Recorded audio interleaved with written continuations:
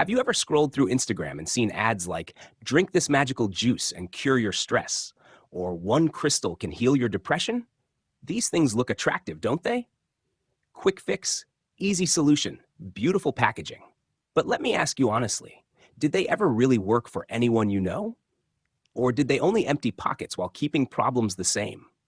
This is exactly what Jonathan N. Stea explains in his book, Mind the Science: Saving Your Mental Health from the Wellness Industry.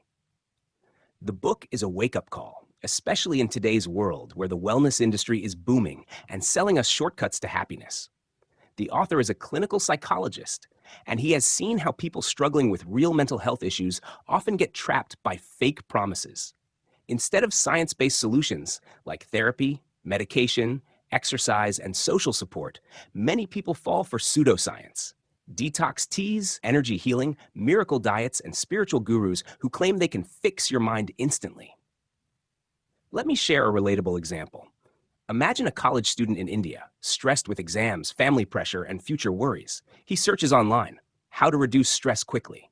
He finds ads saying, buy this herbal powder for instant focus, or listen to this frequency and cure anxiety. He believes it, spends money, feels hopeful for a few days, but then nothing changes. Instead of addressing the root cause, like poor sleep, lack of support, or exam anxiety, he wasted time on false promises. This cycle leaves people even more hopeless. The book tells us why these quick fix industries are so successful. First, they use emotional marketing.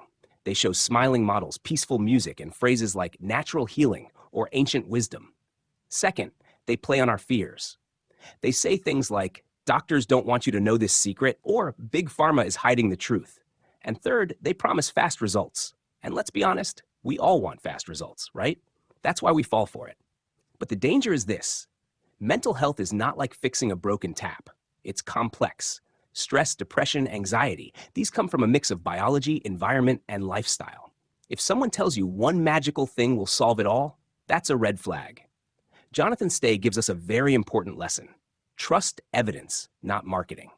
Real science is slow, careful, and honest. If a treatment works, it goes through years of testing and research. Fake wellness products don't have this. They only have testimonials. It worked for me. It will work for you.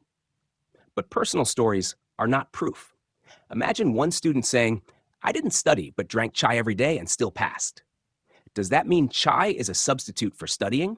No. Same logic applies here. Let's take another example. In many Indian households, people still believe depression is just laziness or lack of willpower. Some relatives might say, beta, just think positive and it will go away. But depression is not simply negative thinking. It is a medical condition, often needing therapy and sometimes medication.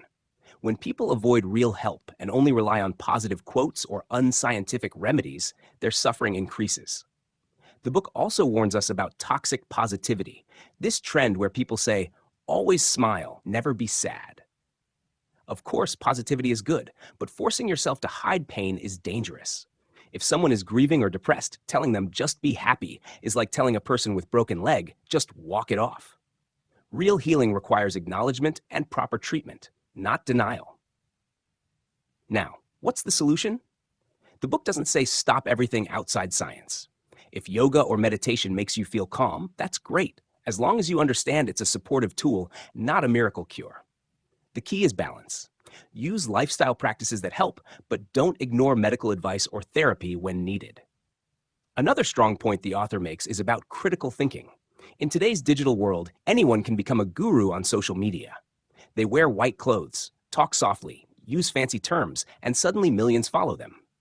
But before believing anyone, ask basic questions. Is there scientific proof?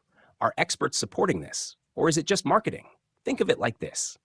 If your phone stops working, do you give it to a trained technician or to someone who says, I'll wave my hands and it will fix? Obviously, the technician. Then why treat your mind, your most precious tool, with untrained solutions? Another relatable scenario. Many people buy expensive supplements because they believe it will cure fatigue or anxiety. But often, the real reason behind tiredness is poor sleep or unhealthy lifestyle. No powder can replace 7 hours of proper rest. We already know the basics. Sleep well, exercise, eat balanced food, talk to loved ones, and seek therapy when needed. But instead of focusing on these, we run behind shortcuts. The big lesson of this book is simple but powerful. Protect your mental health from fake cures. Don't be ashamed of needing therapy or medicine. Mental illness is not weakness, and science-based treatments are not dangerous. What is dangerous is ignoring them in favor of untested fads. At the end, Jonathan N. Stea reminds us that true wellness is not about buying products. It's about building habits and seeking genuine help when required. Science may not be glamorous, but it works. And unlike marketing slogans, it doesn't promise instant miracles. It promises long-term healing. So next time you see an ad claiming, "Buy this and heal your mind instantly," smile and say, "No, thanks."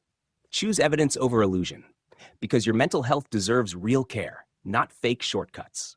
Remember, wellness is not a product. Wellness is awareness, balance, and the courage to seek help.